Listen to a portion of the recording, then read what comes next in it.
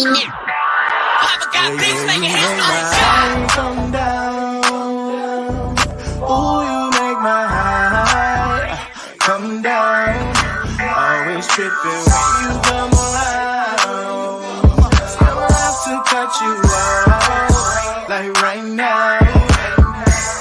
You see, I don't have to drive me. You can say that for your mama. Maybe you should smoke some. Me try the marijuana. I was never you good. The vibe was straight. Showed you a couple of things and they feelings changed. I treated you right. Everything was a gift from a time to your bag and the color on your lip. Welcome to the Seahawks Man-to-Man podcast, powered by Blue Wire. Shout out to the new company. My name is Michael Sean Dugar. You guys can follow me on whatever Elon Musk is calling that app these days. My @ name has not changed. It's also bang right there under my finger for those who are watching on YouTube. Speaking of our YouTube channel, Seahawks Man-to-Man is the name of the channel. That's Seahawks Man, the number 2 man. It's also the same on Instagram and on our TikTok. Make sure you like, follow, subscribe, rate, review, comment, repost, reshare. If there's a good button on any of these platforms, just press it for us. It means a lot. We're trying to grow the pod. You guys have been doing a great job at it. So just keep doing what you're doing, but make sure you hit those buttons for us. It means a lot. Thank you in advance. Chris, go ahead and talk to him. What's going on, everybody? It's your boy, Christopher Kidd. You can follow me on Blue Sky and Twitter at CKIDD206, and that's CKid206. And before we get going on our post-game show, I want to give a huge shout-out to Matt Barrows and all of our new subscribers via YouTube. We hit 5K, so we appreciate all the love and support. So that's amazing, man. You guys have been rocking and rolling with us for a long time now. So to get a 5K, that means a lot to Mike and I, and we appreciate all the love and support. So I know a couple of you guys were listening and were like, fine, we'll go on YouTube, Chris, and subscribe. So we appreciate you guys that did do so and appreciate all the love. So thank you guys. Yeah, man. Yeah, that's what's up, man. I saw Barrels for dinner on Friday night and I sat down. I was like, thanks for coming on the pod. He was like, yeah, man, I just checked too. You guys are over 5K. I was like, yeah, thank you. Appreciate that. That means the world to us. I sold a few books, pre-game. So, shout out to Daniel, shout out to Dominique. Dominique, I believe, was from France. Daniel from Germany. And then Sandra, I sold a book to your husband. Man, that name's gonna escape me. I'm sorry about it, but just appreciate the love. And also, I got one more on Blue Sky. I'll look that up in a second. But thank you for everyone who's been buying books from me at the games. I only got a few hardcovers left, but good news. The publisher's about to print like 1,000 paperbacks that'll be available on Amazon because you guys are buying them out. The team's hot, so it's working. So those will be available. They're available for pre-order now on Amazon. I get the link out, and then on February 3rd, I believe, is when they will start sending out just in time. Perfect segue, Chris. That's a perfect time for the Super Bowl, which, as we just saw on Saturday night, as the Seahawks, well, now it's Sunday morning as we're recording, but as the Seahawks just whipped up on the San Francisco 49ers, 41-6. It's the second time in 3 weeks that these teams have played, and it just keeps getting worse for the 49ers.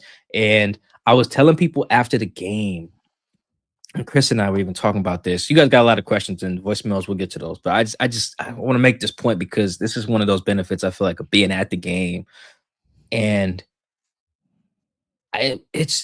you can feel these Seahawks, like they got that vibe to them. It's not just like swag or anything. You don't do nothing cool. They got no cool walk-up music or no like theme song that they rock to, and no like nothing choreographed like that 2018 team with like the dances with their touchdowns. It's not even that one. I mean, or it's just like you can feel like their physicality. You can feel their vibe. Very similar, I would say, to the throwback like Legion of Boom era Seahawks. And those guys were in the building. You know, Doug was the flag raiser. Loved that. Saw Doug at halftime. Guys like Cliff was there. Cam was there. Sherm was there. Who else? Sidney Rice ran into him. I think Gary Gilliam was there. Like guys is there, right? So I'm reminded of the old school team just pregame on top of getting all the vibes from you guys, whether I talk to people on the phone, text, whatever, the day of the game, but just I could feel the vibes. Then I ran into those guys and I'm just like, just reminder what they did was so special because you could feel them. Like the other team knew you had to strap up, whether you was on special teams offense or defense. If you played the Seahawks in those days, you had to strap up. And if you didn't, it was over very early. Like even in the Super Bowl, it was over from the jump. Like literally the first play from scrimmage, it was like, oh yeah, it's done. Peyton Manning don't even know how to snap it no more. Oh, it's over. And it was just total beatdown. Let's fast forward now. Now we're here, divisional round game, first playoff game with fans since I think the Lions game in the 2016 season, which would have been January 2017. So these fans are hungry. And Chris and I both felt the same thing. We didn't communicate it via text this time. Sometimes I'll read our text. We could just both feel the same thing. Literally from the first, not even the first play from scrimmage today. Literally from the first play, Shaheed takes it to the crib. Oh, it's over. It's over. It's over. Not even because of a necessarily like, oh, they scored 7. There's no way the Niners can score 7. It wasn't even about that. It was like, oh, the guys in the white jerseys aren't ready to play. The guys in the blue jerseys are ready to play. You could just feel that. And then I just bared out. And like, Chris, that's what I could feel that in the stadium. It was like, oh, this is over. Then Ernest strips, bro, and then it's over. Like it just everything early in the first like 5 minutes, it felt, Chris, no different than the Saints game, the Commanders game, the second Cardinals game. 2 minutes in, I'm like, this is a wrap. And when you're doing that in the playoffs, it brings back that feeling. And this feels like a team that is going to be going down to Santa Clara here in a couple weeks. Like this is a real deal squad we just watched. Time of death, I have it at 5:24 p.m. Pacific Standard Time. I tweeted out, as Mike mentioned, we didn't do too much texting at all this game. I hit Mike about one thing, and that was it. I said, oh, the Seahawks might win by 30, laughing out loud. And what do you know? And that was the time of death right then and there. That kick return, Rashid Shaheed effect. I'm telling y'all, man, there might be the Easter Bunny. There might be Santa Claus, all that good stuff. But you know who is real? Rashid Shaheed, okay? He is, and I know they had a shot play for him, and Sam Darnold missed, I think, 2 open guys. He said, I don't care. I'm going to give Rashid Shaheed a shot because we need to complete one. I'm not even mad at it. I'm not. I understand why he threw that deep ball. I get it. He was like, bro, I got to get you somehow. I got to get you involved in the offense other than you being elite on special teams, whether that's punt return or kick return. Here's a deep shot and when it complete, I get it. So for Shaheed to do it yet again, not to mention to get the game rolling, I don't know if Mike McDonald said anything. I haven't heard any rumors that he said, oh yeah, first play of the game, Shaheed, take it to the house. Maybe he did, and they just forgot to mention that because as you guys know, in that second matchup against the 49ers, Mike McDonald going into the second half, what did he tell the special teams unit and the offense? Hey, Rashid, let's get one to the house. Something to that magnitude, I'm paraphrasing, but what does Rashid Shaheed do? Comes out, takes it to the house, and the rest is history. And here you go again, divisional round playoff matchup against a heated rivalry, and he lives up to the hype. He goes out there, makes a cutback, and he's gone. Kicker tried his best, did a little soccer play, didn't matter. Touchdown, 7-0, and that, as I marked, time of death. Again, 5:24 p.m. Pacific Standard Time, January 17, 2026. Seahawks win by 30. LOL. And look where we're at. Seahawks win 41-6, dominating performance in all 3 phases. Special teams, running the football in the offense, and defense. No surprise there, right, 12s? You guys book your tickets. If you haven't, what are you waiting for? What more do you need to see? They got a tough game against the Rams. Or, excuse me, we don't know who's going to win. But I don't know yet. Yeah. I would predict the Rams to win. But if the Bears win, oh, my God, it might be another 41-6. Seahawks gave up a total of 12 points in 2 playoff games prior to getting to the Super Bowl. That has to be some sort of record, I would imagine. But nonetheless, just a really impressive performance from this team. And they believe. And that's all that matters, right? The guys in those locker room believe in one another. They had a goal. They are one victory away from getting to said goal and seeing if they can accomplish it. Yeah, and I think before we get into the questions, 2 things. One, we've talked about how a good coaching job is assessed in a lot of ways by whether what the coach says on Monday through Saturday comes to life on Sunday, and that's clearly happening with this team, right? All the slogans they have. We talked about a lot of these slogans, but one of what I really think about is how Mike McDonald is always like, we're not really worried about what the other team does. Like, obviously, we're going to game plan, duh. But he's like, we just got to play our style. When we play our style of ball, the results will take care of themselves. And he's right. Now, it's coach speak, it's cliche, but he's got a point. And we've seen it. I mentioned some of the games where it's just like, yeah, that's our style. Like, and it looks different each time. Like against the Commanders, they just were lighting it up on offense. And then against the Cardinals, the second time, it was just like, we're just going to run the Tyrese blitz D-Law score play a few times, then it's over. You know, it comes in waves, and it's not the same wave every time. There was multiple special teams big plays, and that Saints blowout, you know, in that first half. Like, that's the mindset. And you can just see it though. I was one of the people talking to Nikki Muwari, and he was like, yeah, I mean, they must have thought they were going to have some new game plan or something. Like, we trust us. Like, we trust our ability to go make plays. We don't really care about what they got going on. Like, they game plan, but we do us, and you'll have to deal with that. It's very Legion of Boomy to me. And the idea of like, just the way they did their defense, right? It was, we were going to run cover 3. We're going to tell you we're going to run cover 3. Then we're going to run cover 3. You have to figure out how to deal with that. We don't need to dress nothing up.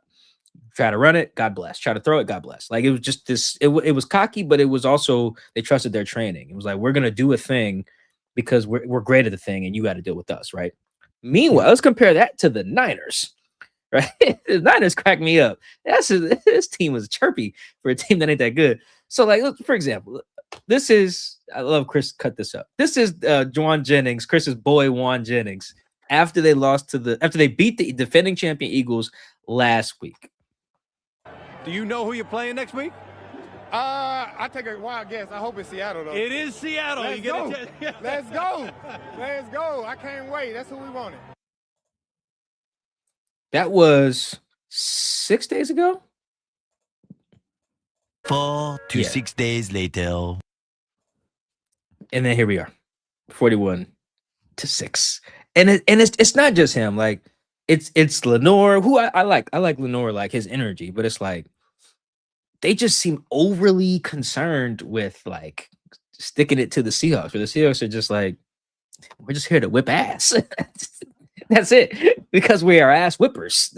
You know, not like they don't like the Niners, to be very clear. It's not just like a big brother, little brother, like kind of how UW tries to treat like Wazoo. They're like, oh, our real rivalry is Oregon. It's like, well, no, but whatever. That's what you got to tell yourselves. This is not that, to be very clear. It's a rivalry, but it's like, we just whip everyone's ass. You guys just happen to be on the schedule today, and we're rivals. That's kind of, and I like that energy, and that comes from Mike McDonald. That's a top down thing, and it's just beautiful stuff, man. Because they have that identity now. They can run the ball now.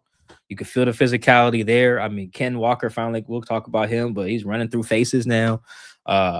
They obviously defense, we know what time it is there. Special teams, Mike Morris hit the hell out of a dude, you know, on national TV. Like, it's all there. It's all the feeling, though. I'm describing physical, like, presence. That's just, to quote Marshawn Lynch before we go to questions. The reason you do that, because nobody wants to deal with that over and over and over and over and over and over and over again. You know, that's real. And the Seahawks are doing that, and that's why next week they'll be one game away from the bowl. One game away from the bowl.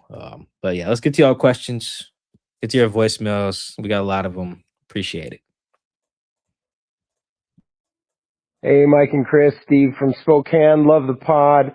I'm worried about next week. What's Charbonnet's injury update? I saw Cross went out, and he went out pretty early, but then the backups also came in. Was Cross's injury more an injury thing or more a get the backups in so he can get a little extra rest thing? Were there any other major injuries today that might affect next week? Thanks, guys. Go Hawks. Appreciate the love, Steve from Spokane.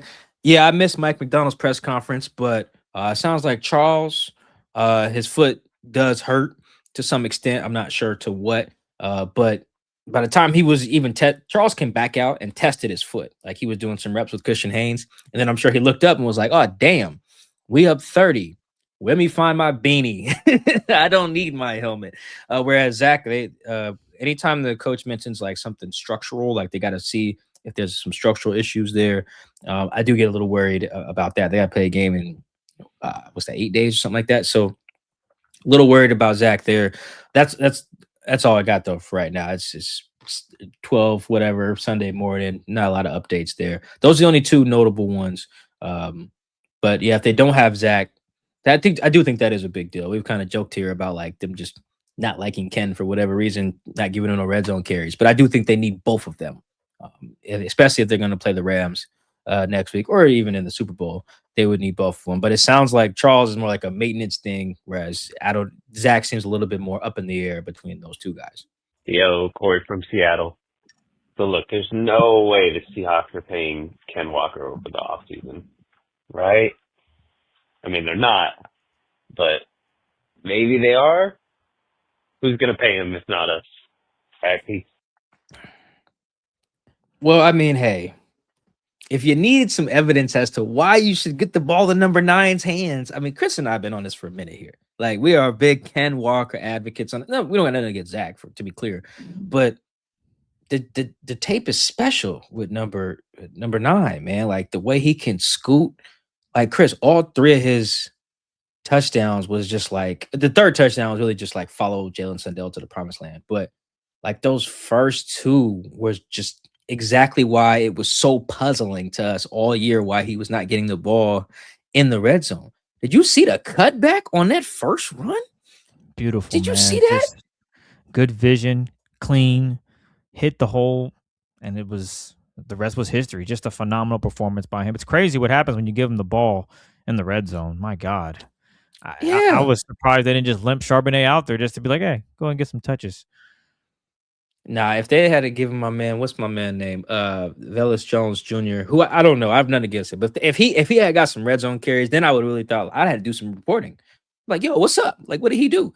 What did Ken do to y'all? But yeah, this is why it's been so weird. Like Ken had a good year. He went over 1,000 yards, I believe, but like when the offense didn't have it rolling in certain spots, I'm just like, yo, get a ball to 9. Get the ball in his hand. He is one of your most electrifying, players because he can do stuff like that. He just ran through number 36. The 36 name again? Marquise Siegel, or maybe it's Marcus. I could be pronouncing it wrong, but number 36 just ran through him. That's clear. Now Zach can do that too. He ran through number 6 in week 18. So clearly they need new safeties, but like Ken can do that too. It's not just a Zach thing. And then that was on the cutback. And then the other one, he just hit the second touchdown, just clean crease, just untouched. Like he can do it in all speed, power. He can catch. He probably should have scored on the third down ball that Sam threw him. He like lost his footing a little bit trying to track the ball. But yeah, I mean, I'm a big keep Ken advocate. I've been saying this, and Chris too. It'll make it seem like it's just me. I've been saying for a while now, there ain't that many dudes who, when you give them the ball, whether it's 1st and 10 from the 35 after a touchback, they can score that first play. There's just not that many. There really is not at the running back spot, particularly is what I'm talking about. Like we've done this before, gone over like the teams, but I mean, let's look at just the teams in the playoffs, right? Like you can expect Christian McCaffrey to do that, obviously. Did the Broncos got somebody doing that? Don't think so. James Cook can do that. He's special. That's why he got paid. I think the Texans, I don't think the Texans have that. The Patriots, they got that in the rookie from Ohio State. He can do that. He is special. I also think he's a kick returner too. So like, when you just know when you see it, man, and you got to get guys the ball like that. So I don't know. I don't think they would pay Ken, but especially if they win the Super Bowl, it's like then everybody want to get paid. Kobe, and Reek, and Job, and Boyeg, and Ken, and Spoon. Or you got to give Spoon like $35 million. You got to get Jackson like $40 million. You got to give Rashid a bag. You got to pay everybody. So the more success actually could make it harder to keep guys. But I'm a big advocate of that. Like Ken's got the right attitude, right type of guy, and he's just explosive. Like they should keep K9 around. That's been the case since August, but I'm glad he got to have his moment in a big playoff game. I think I have the perfect video to sum up how Mike McDonald feels about K9. Mike, I don't think you've ever seen this before, so here we go. I have not. Ken is putting on a clinic this drive. Get him out. Thanks for getting us those 95 yards, but you can just sit right there on the bench for us.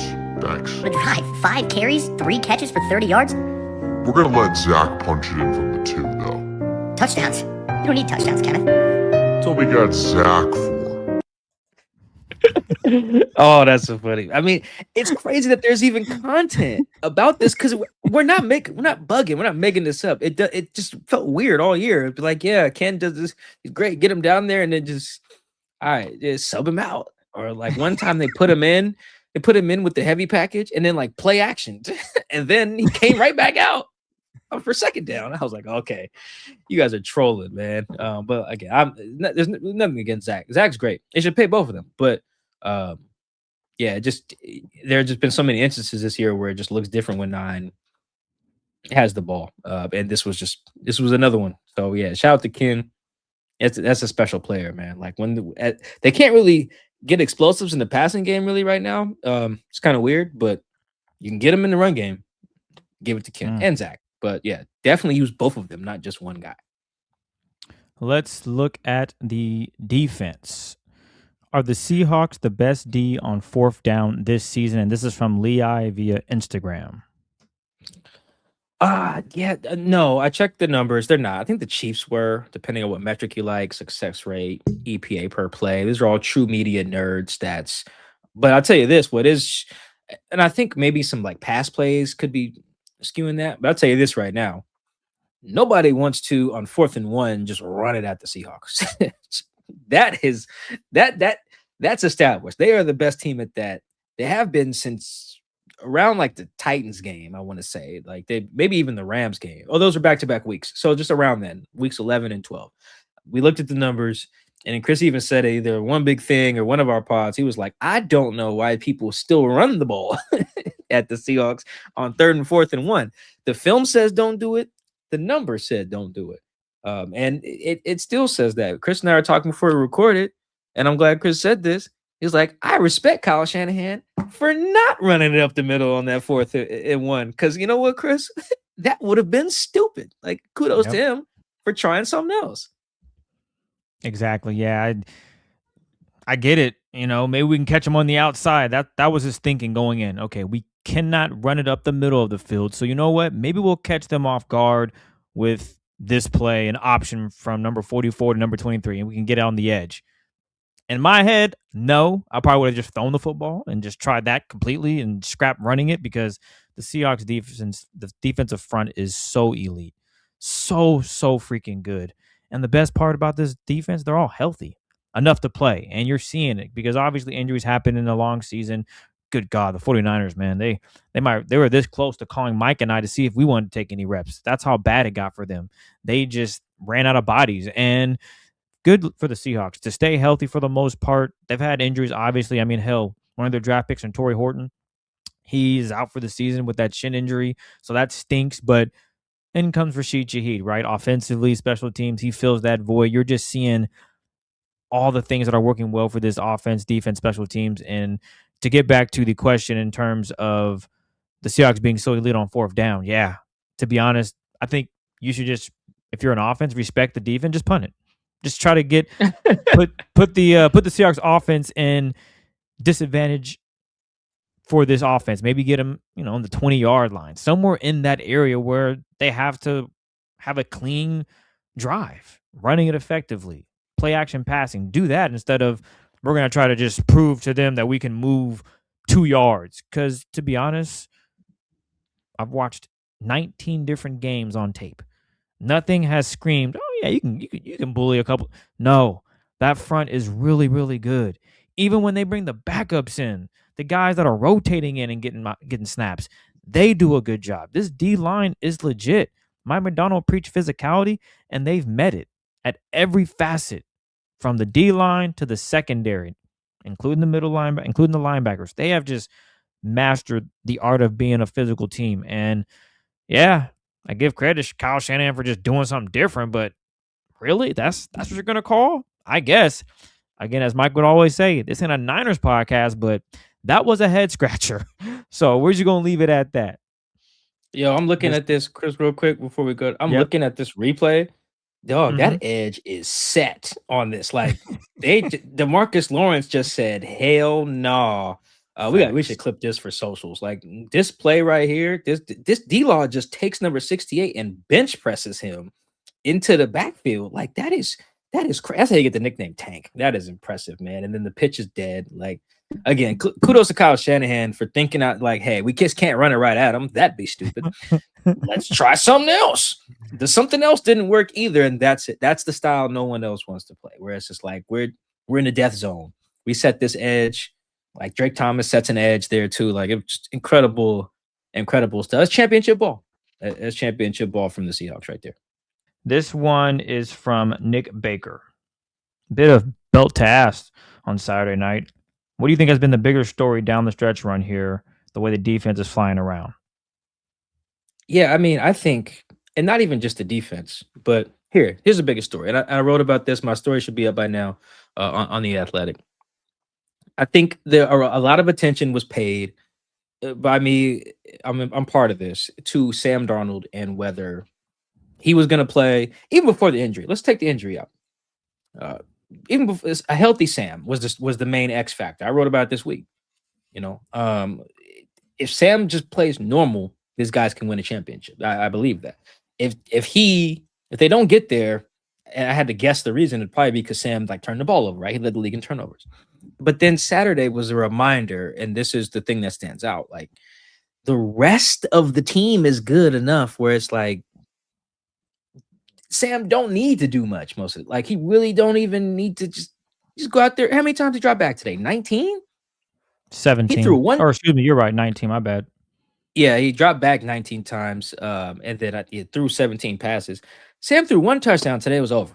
That was it. The game was over. They were up like 10-0 or 17-0. I was like, it's a wrap. It's a ball game. And that's what I saw. Shout out to Grant Cohn. I saw him. Grant did our preview pods for the Week 18 game, Week 1 game. Covers the Niners for On SI publisher. And I saw Grant. Grant picked the 49ers. And he saw me. We saw each other at halftime. He was like, "Dude, I don't know what I was thinking." He was like, "Jalen Milroe could win this game," and I was like, "Is Sam going to even throw another pass in this game?" He was like, "Doesn't have to," because he doesn't. You know, Sam didn't need to throw, and that's what I. Now they're not going to just beat everybody's ass the rest of the playoffs. Of course not. That's just not how this goes. But this was a good reminder, I think, for everyone, myself included, that if the rest of the team does its job, like what Sam does is irrelevant. Really is the game manager, and I mean that in a good way, guy that they need. That's the thing that's working right now. And when I say that's not just the defense, it is being able to run the ball. What did Ken finish with today? 116 on 19 carries. Yeah. So and then Zach had 20 yards on 5 carries. So between the two of them, that's 136 yards and 3 touchdowns. Obviously, all the touchdowns were by Ken. But that would be the 4th straight game that Zach and Ken have gone over 130 yards on the ground. Like, they have found something there, you know? So when you have that, because Chris and I have been talking about this all year, even when games they won, we're like, hey, they're not really running it that well. This is why you guys are seeing it. Because if they can run it, Sam don't got to do nothing. Really don't. He absolutely they got the 1 seed without him throwing the touchdown in Week 18. Like that's what's standing out to me about this team right now. They're so good in all the phases. That includes special teams. Like J-Mike got back to being nails. Shaheed is dangerous. Chris, I was gonna bring this up when you mentioned the 4th down thing. Oh, why don't they just punt? Because you're punting it to Shaheed. You got to weigh that too. That's true. You got to be punt careful. That out of bounds. Yeah, you're punting it to the Pro Bowl punt returner, who's also the Pro Bowl kick returner. And this was not part of the question, but now I'm on a little bit of a tangent. Chris, I don't know how Rashid Shaheed was not the all-pro returner. The only guy in the league with a kickoff return touchdown and a punt return touchdown this year. Like, he was elite at both, not just one. So that was dumb. But anyway, that's why I can see teams being like, we might as well go for it. We kick it to that dude. He might just score. And they're right. So this when you have a complete team like that, not flawless, but they are complete in a way that no one else in the playoffs is. You know, not even the Rams, who are as good. They're as good as the Seahawks on offense and defense, but they're special teams. They had to fire their coordinator in December. You know, there's a reason for that. The Seahawks could give Jay Harbaugh deserves a raise, their special teams coordinator. So that's what stands out to me about this run. Yes, it's the defense, but it's also like the whole team is so complimentary that we don't even got to be hyper fixated on the quarterback anymore. I'm not going to write about Sam probably this week outside of like how he's feeling health wise, because now the rest of the team deserves our attention. This next one is from Jeremiah. On a scale of 1 to a billion, how good was the secondary on Saturday versus the Niners? Is there a number higher than a billion? Can we make one up? It's got to be. Is zillion? It's trillion, right? Trillion? Oh, trillion. Trillion. Yeah. I mean, these guys, this was predictable. Like, the Seahawks DBs are a very confident bunch. They're not a super talkative bunch in the lead up. Once they go handle business, they'll let you know about it. But they're not like, oh, here's what we're going to do to you. That's not really their bag. Like Sherm's bag kind of was. But their bag is more like, okay, we're going to line it up. You won't catch anything. And then we'll talk to you. Very similar to what the Texans DBs have. There was a viral video of the Texans after they strapped up the Steelers where Jalen Petrie, their nickel, was like, yep, he's like that. I'm like that. He's like that. They didn't catch nothing. Like, they're on that type of time over there in Houston. Same thing in Seattle. I bring that up to say it was like completely unsurprising that they strapped up the Niners. Let me see here. Particularly Juwan Jennings. They do not like Juwan Jennings. He does not like them. This is my first time looking at, Chris, the receiver box score, and nothing. This is embarrassing. Like, this is bad. So let me read this to you guys. So Chris's boy Juan had 5 targets. He had 2 catches for 23 yards, and I'm pretty sure I didn't get a good look at that, Chris. Did Reek knock the one away from Juan, or did he drop it? It hit him in the chest, and he dropped it. Reek hit him in the shoulder, tapped him, pushed him, however you want to look at it. Ball came out. He dropped it. So we got a drop. We got 2 catches for 23 yards on 5 targets. I got to scroll down. Demarcus Robinson, he of Hall of Fame capabilities in Philly, had 1 target, 1 catch for 1 yard.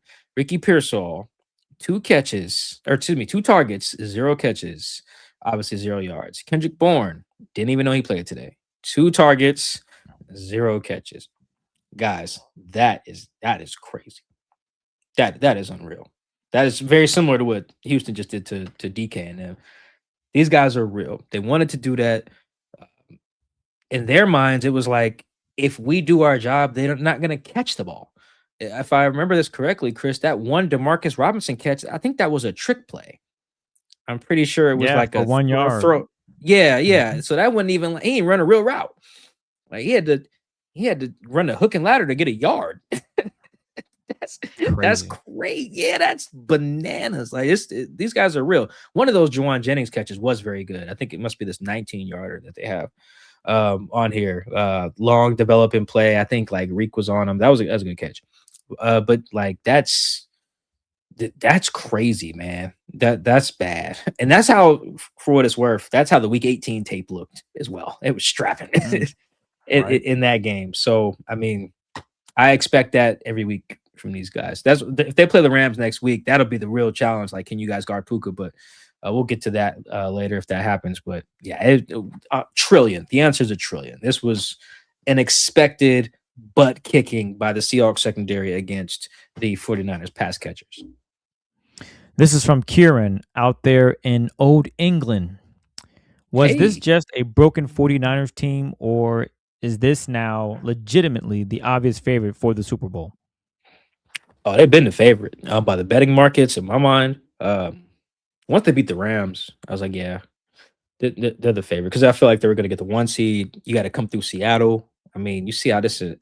I don't know what it felt like on TV, but in the building, I was like, it is rocking in here. Once the kick got returned, it was them people were rocking. The little green pom-pom things they passed out was twirling. I was like, yeah, everybody's on 10. It was crazy in there. I mean, the Niners aren't that good.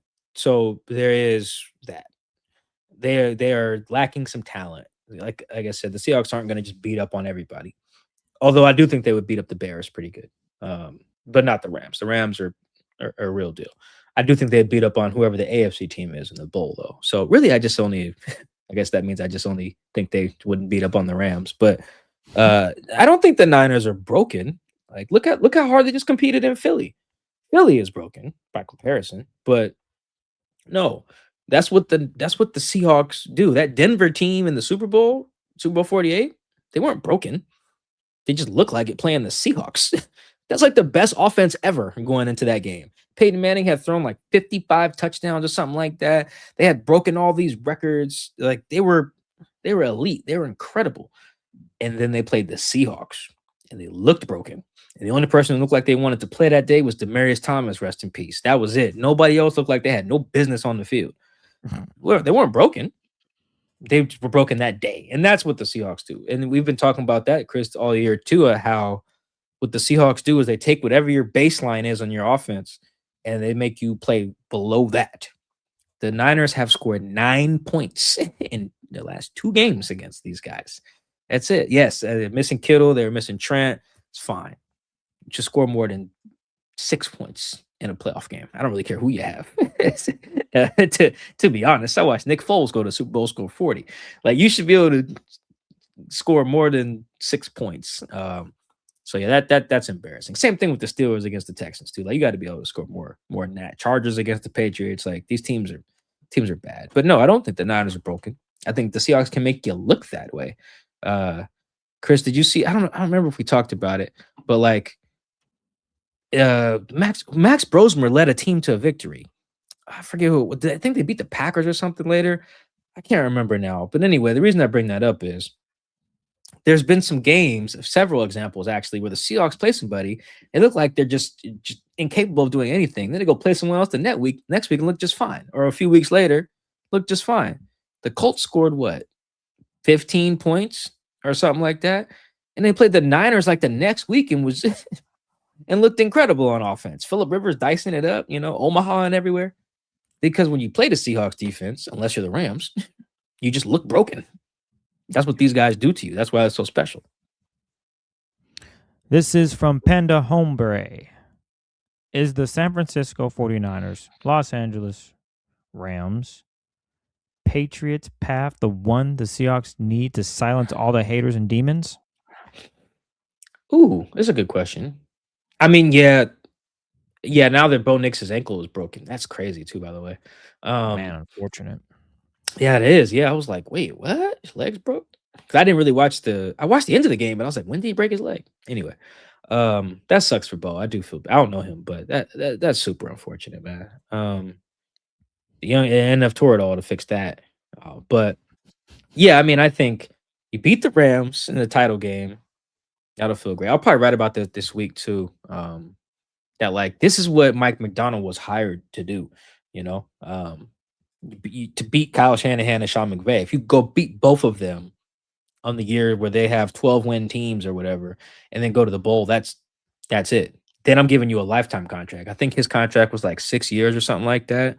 He'll probably get an extension this offseason. I'm gonna give him a 12-year deal. Which is like if you go do the thing I just said. And then as a bonus, if you go avenge Super Bowl 49 in the bowl and go beat up on Vrabel and them, yeah, then I'm giving you another 12-year extension. You'll be here forever. You'll be here till you have facial hair. Like Mike McDonald will be here for the long run. But yeah, I mean, ultimately it doesn't really matter. You go beat Houston, you go beat the Bears next week, whatever. You just got to get back to the bowl. I mean, we've seen teams like you can just see how quick that window can close. The Niners been good for a little bit here. Haven't won a bowl with Shanahan. Dan Campbell was up there crying when they lost the NFC title game a few years ago. Why? Because he knew it's hard to get back there. I don't know if you saw it, Chris. I saw a few clips that were sent to me. Seems like everybody on the Buffalo Bills was crying today. I'm not really. Yeah, I saw that. Sure Josh why. Allen, Brandon Cooks was crying. The offensive left tackle Dawkins, he was in tears.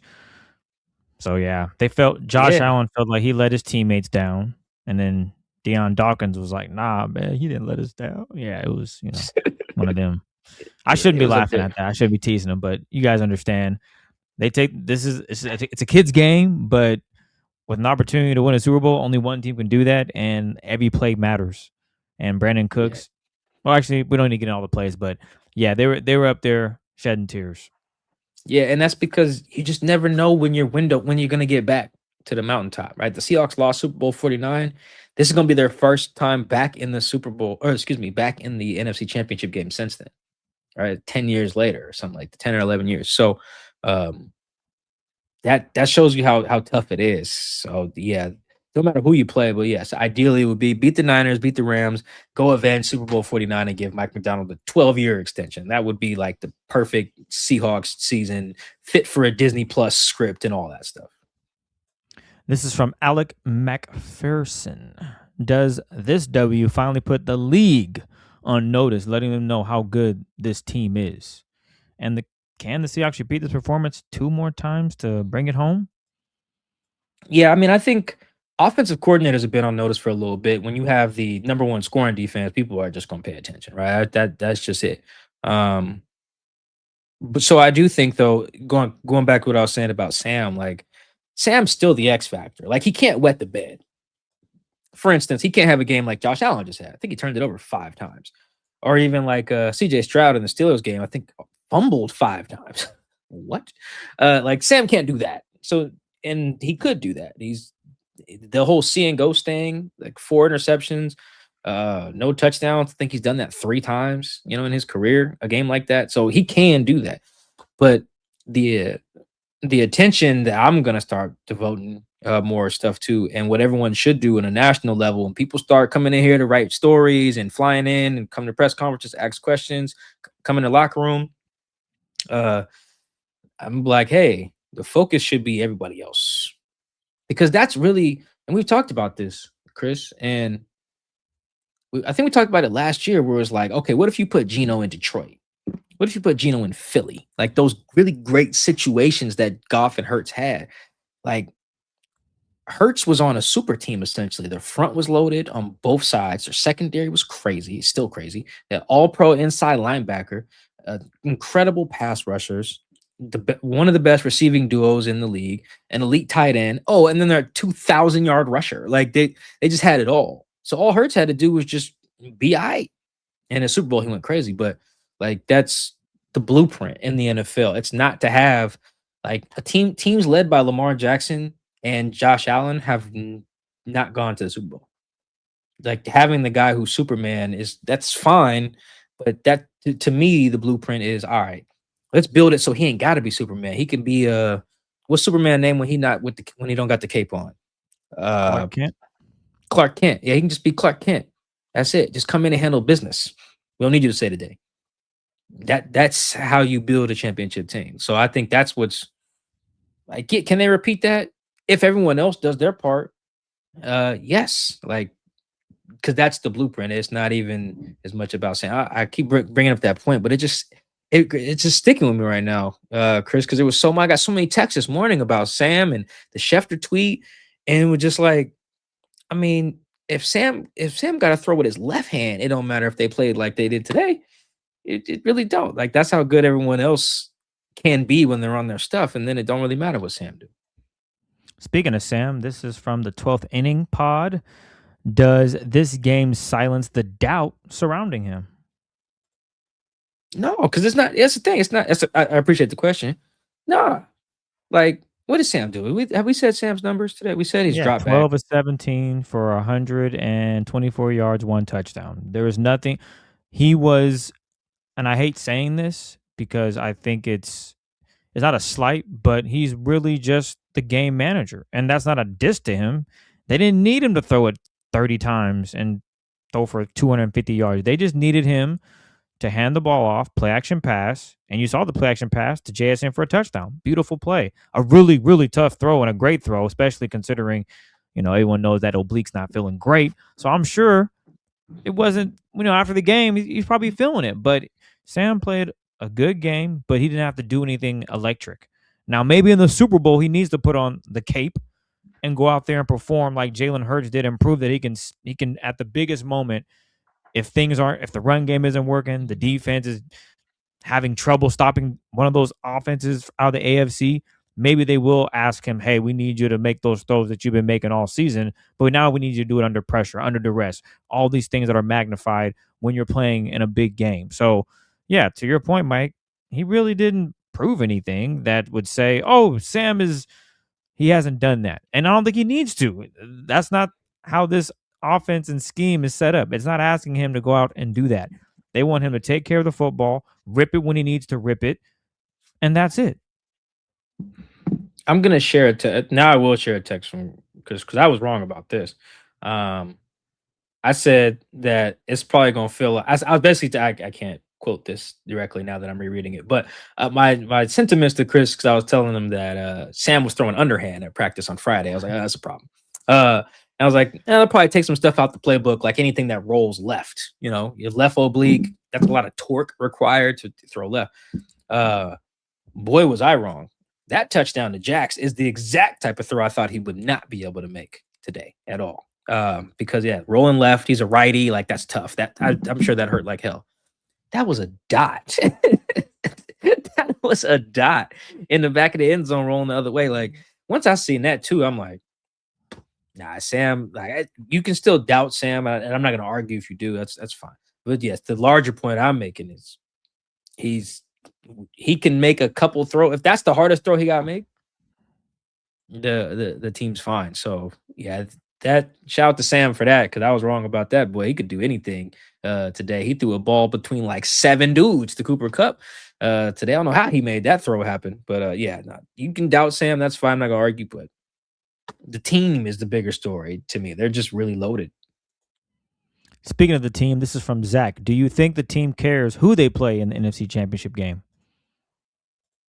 Good question.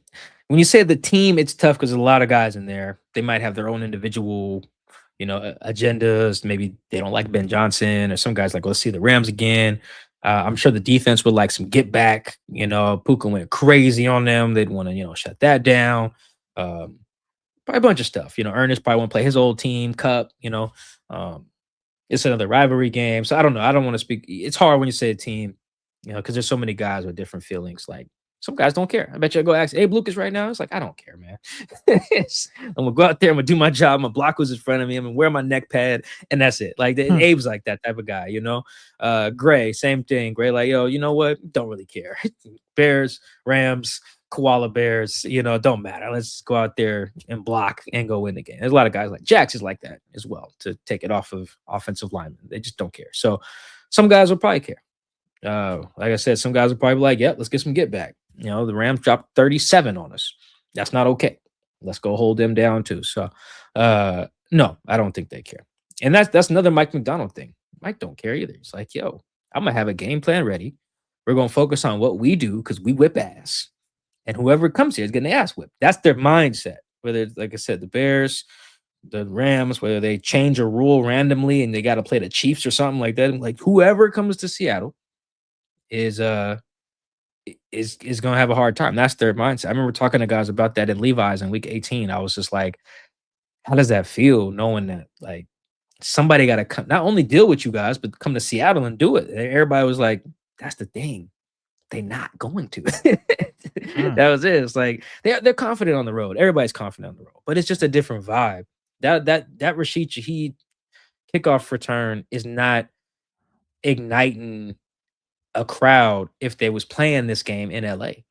Obviously, it would be a big play, but it's just not the same. So, somebody having to come to Seattle, they don't care who it is. It's like, yo, we just gonna whip ass whoever it is.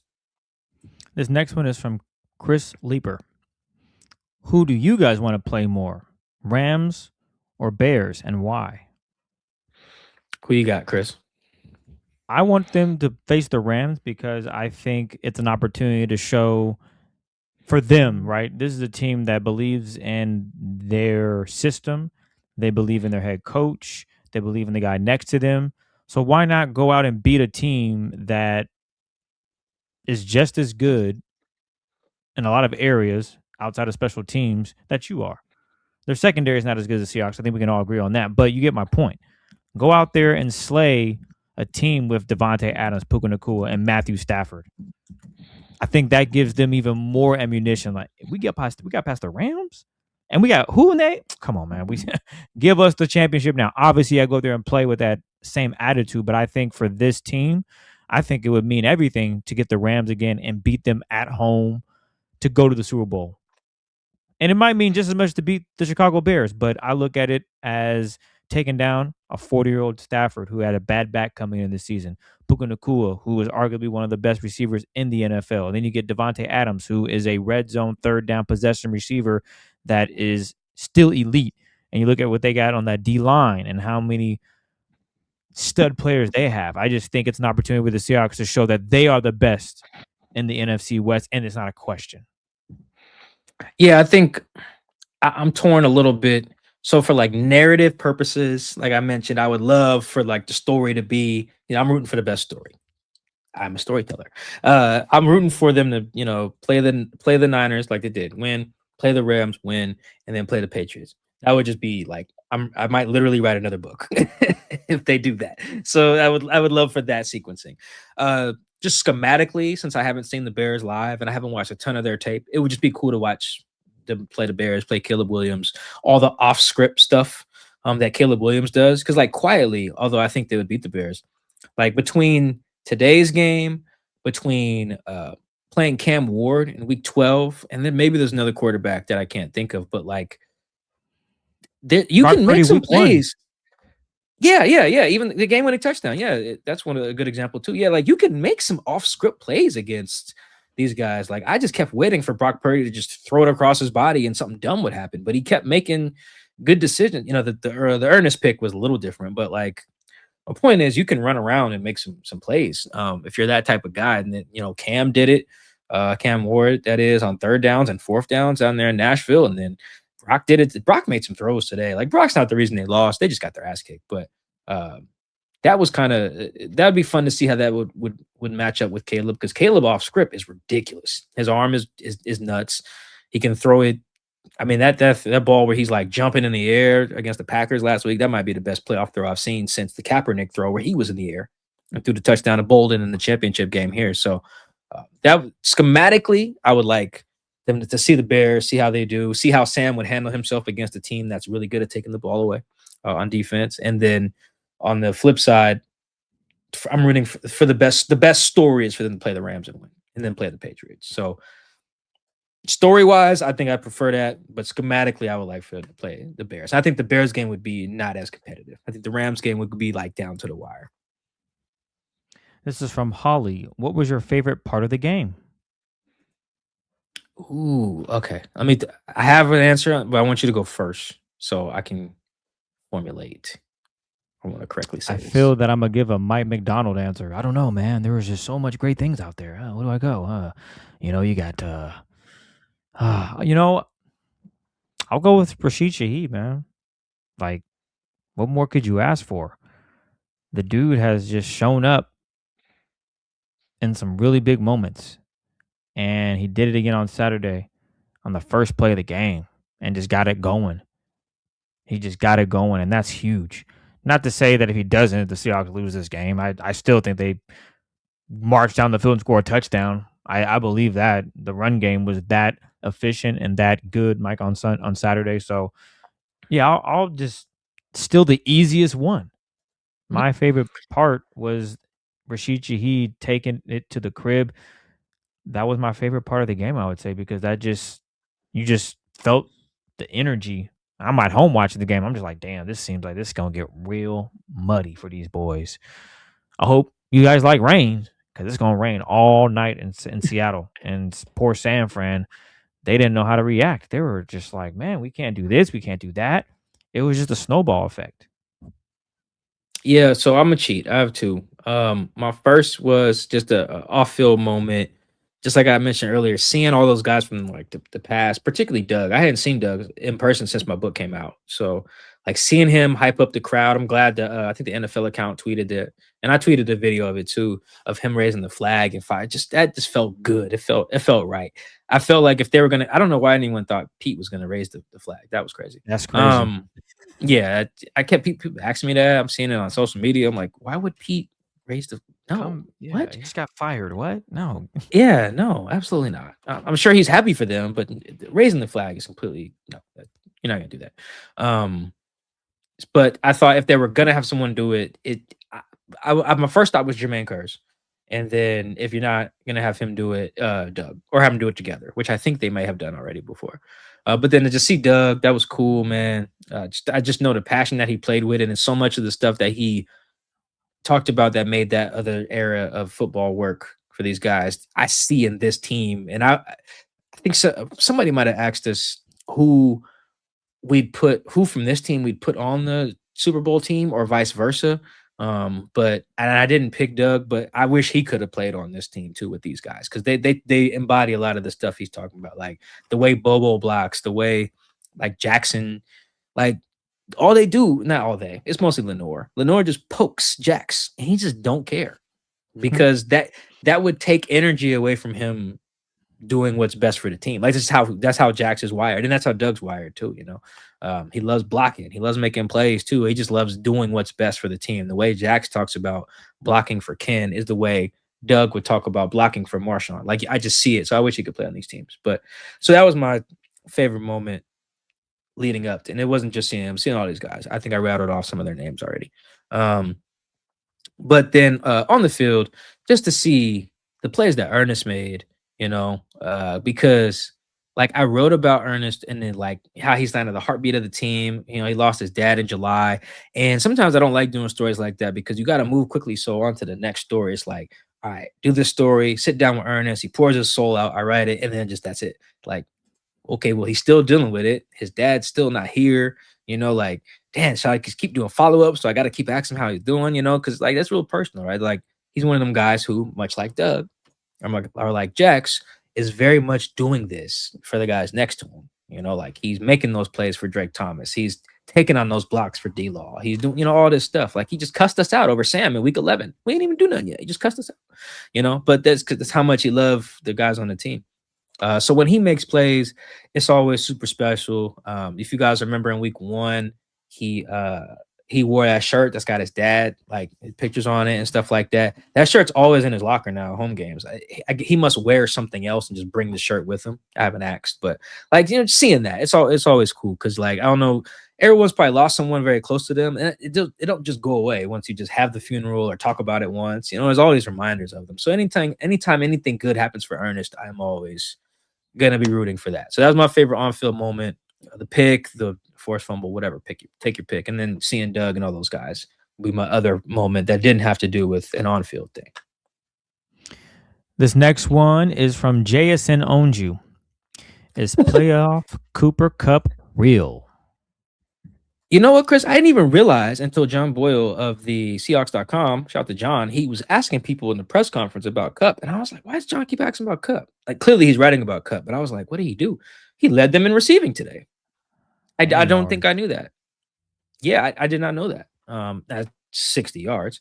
But yeah, I think Mike McDonald said it best post-game. He was like, I don't know how many catches and stuff he had, or he didn't know either that Coop led them, actually. John mentioned it, and he was like, oh, I didn't know that. He's like, I didn't know Coop led us in receiving today. But Mike was thinking how I was thinking when I heard John's question. I was like, oh, it doesn't feel like Coop catches a lot of passes, but it does feel like he catches a lot of consequential passes. Like, oh, if Coop catches it, we've moved the chains. Like he's like third and Kupp. That's really what he's become. Like, what was my man in the Raiders? Like third and Renfro. All these possession receivers. Adam Thielen was really good for this at one point. Like he's kind of that for this team. I think that's exactly what they need, and he is one of them selfless guys who's like, I'm here to block. I'm here to, talk to the guys, be a mentor. I want the ball, but I'm willing to do all the other stuff too. And I think that when you see a guy who's won a Triple Crown, who's been a Super Bowl MVP, can come to a team and be like, I'm just trying to do my part so we go win a championship, that inspires the other guys. So I don't know how many yards. He probably won't lead them in receiving yards again the rest of the year, but I think it is good to just have his presence. This team needs that. It's a pretty young team, and they don't have a lot of guys who have played in the Super Bowl before. I think only like 3, and he's not only played in it but was the MVP. Like, yeah, that's real deal. So yeah, I think third and Kupp is a real thing. We got a few more, Mike. This is from Pratik. The Shaheed trade is looking like a green check. Recent trades have also been really good. Big Cat, Ernest Jones, D-Law, the signing of D-Law, excuse me. No disrespect to the other 60-plus players, but these are 4 game records. Who is winning the Executive of the Year, Mike? Did they show John like they did last time when he was sweating?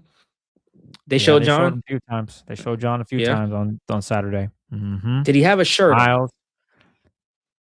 Yes, he I'm did. surprised he did. I'm surprised he wasn't shirtless chugging beers today. Because this was I was thinking this in real time. I was like, this is the John Snyder game. Like, look at these guys he's gotten either with high picks in the draft or with trades, like Nicky Minwari, Spoon. I mean, I was thinking this. I think I've written about this already too, but Gray and Murph, like they own the line of scrimmage now. They own the front. Their front seven is better. I think their front seven is better than the Niners front seven when both teams are healthy too, by the way. That's with Fred, with Bosa. It's a lot closer, but just the overall depth of talent is I would give the nod to the Seahawks, particularly what they have at DB. They have like all pro caliber DBs, and I don't think the Niners have that at all. So like their safeties are like bad and don't tackle well. So I like the Upton Stout dude, though they're nickel. Anyway, so yeah, I mean, you got pick up D-Law. Like, you want to talk about a guy calling a shot. Remember, like, what was that? In the spring or something? D-Law was like, yeah, I signed here. I had to leave Dallas. Wasn't going to win no bowl there. That went viral and woof. Boy, prophetic. And so you got pick up D-Law. You trade for Shaheed. You trade for Leo. I mean, John's made some bad moves along the way. For instance, you needed to trade for these guys because you didn't draft well, up front. You needed to trade for Ernest because you let Jordan Brooks walk. First team All-Pro, by the way. And you let Bobby walk. So then you needed Ernest. You needed Drake Thomas to develop. So some of it kind of cancels itself out. That said, every time Shaheed does something, like John Snyder probably just like puffs another hit of the cigar. Like, this is a John Snyder victory. It really was, like, from the high draft picks to the fact that Josh Jobe, Drake Thomas, those guys are starters as well. It really is a testament to his whole staff. So I do think he should win Executive of the Year. I'm sorry, I forgot to vote. I've been busy. I'm a member of PFWA who does the voting for that. Completely forgot. Sorry, John. But he should win it. I think the Bears exec has a very good argument. The Patriots as well. That's why these teams are where they are, because the moves that they made in the offseason. But yeah, I can't deny. And then on top of that, you switch quarterbacks and got it right. Like, it's hard to do all that and get the quarterback thing right. Like, this team's ain't had a quarterback in years. John just keeps having them. It's really impressive. So yeah, it should be John. We got one more. It's from Thorsten. It's a pair. We'll start with this one first. Was this the best Seahawks performance you can remember given the stakes of the game, except obviously for the Super Bowl win? Yeah, I would say so. I mean, it's definitely the biggest playoff win except for the Super Bowl in terms of like point differential, I would say.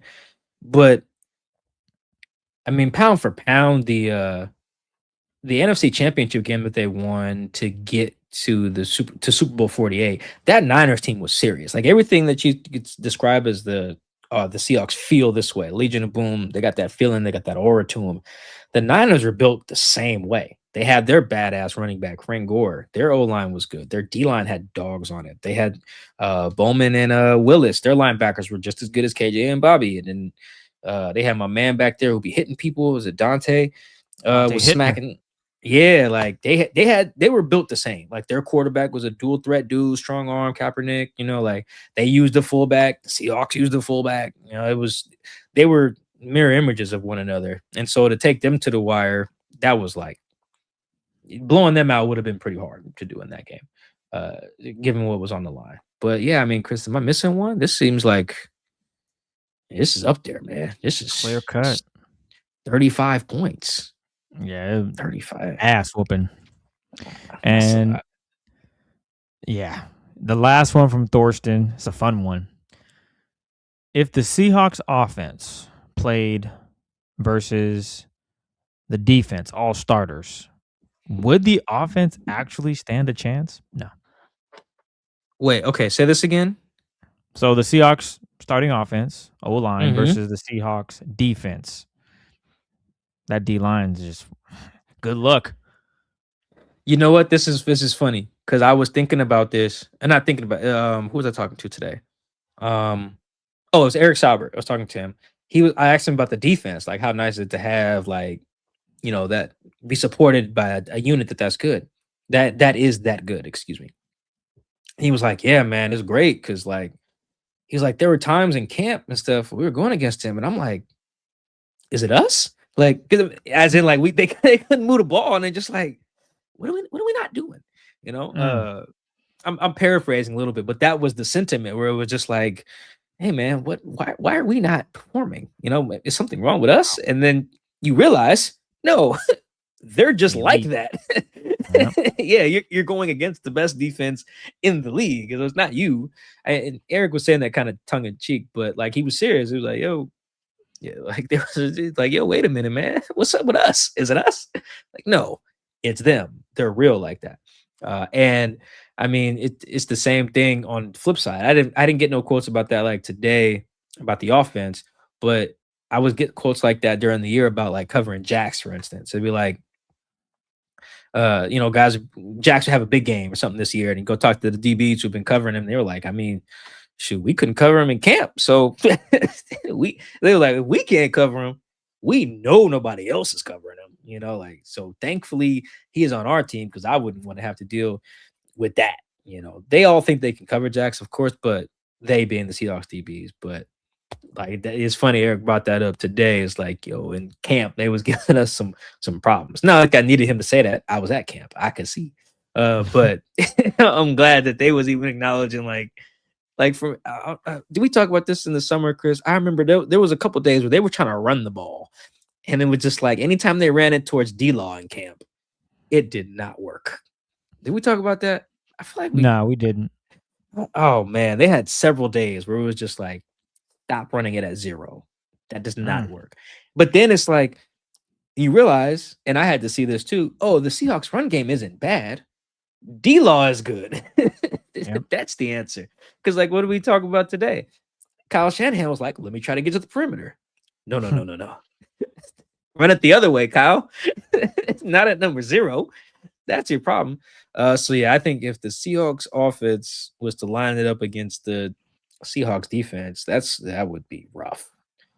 That'd be real rough. Be a good game though. Honestly, if the Super Bowl is Seahawks Texans, that's probably what we'll get. Something like that. Score be like 9-3, 9-6, or something like that. First team to crack 10 points. Yeah, they win that game because it's both sides are just. You know what I like also, Chris? We got to get out of here, but I like how like, what's the word I want to use? How much gratitude there is across sides of the ball.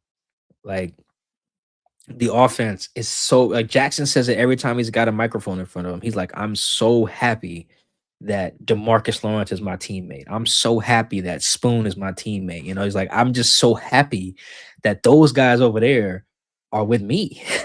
Like it's reciprocal. Guys on defense are like, I love Sam.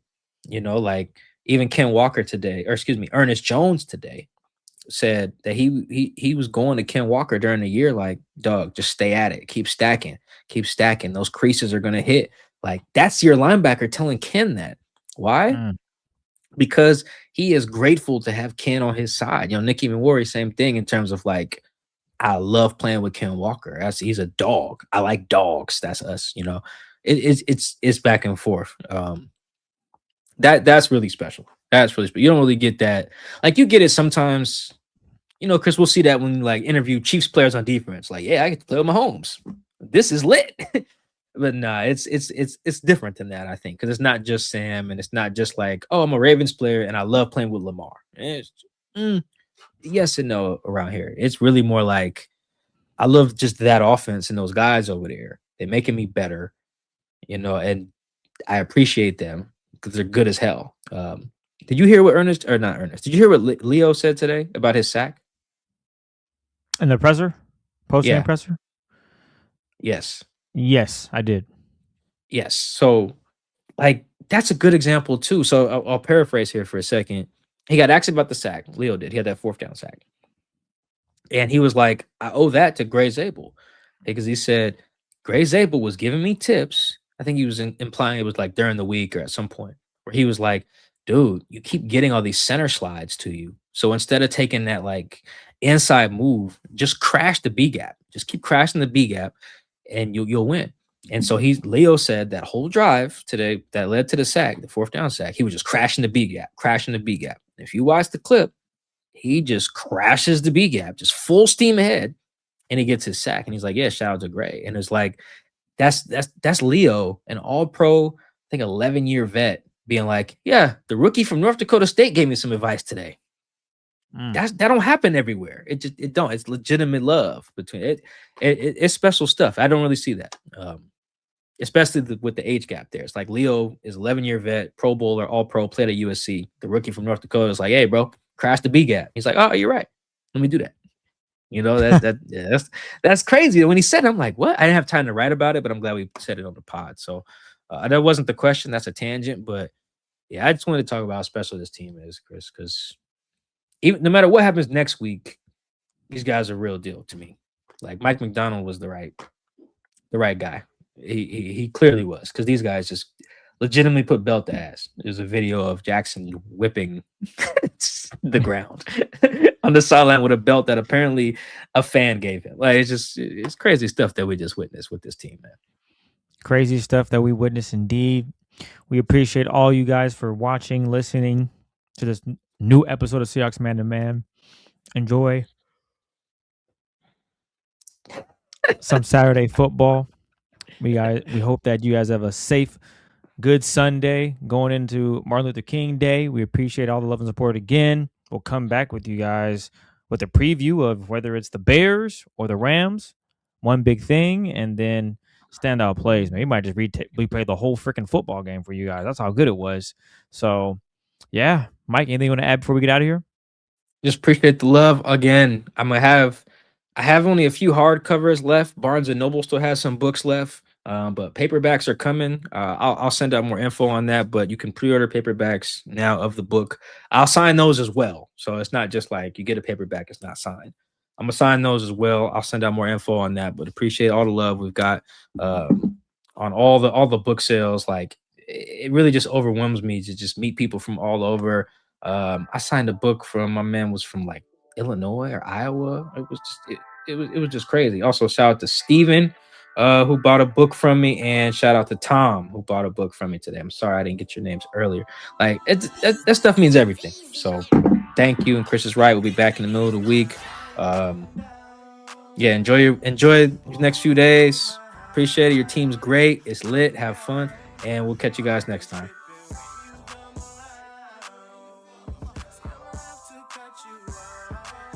Like right now. You see, I don't have to drive me